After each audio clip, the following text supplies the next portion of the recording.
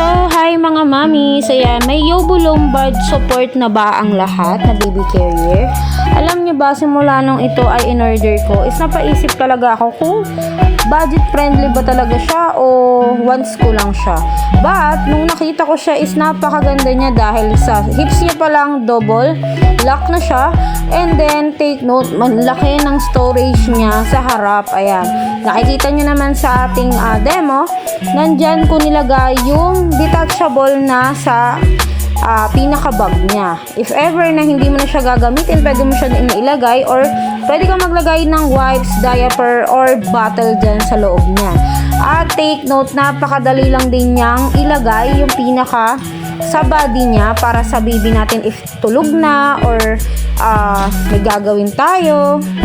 And then, ang kagandahan pa nito mga mamis is yung kanyang body is talagang nakaka-fresh. Hindi siya papawisan yung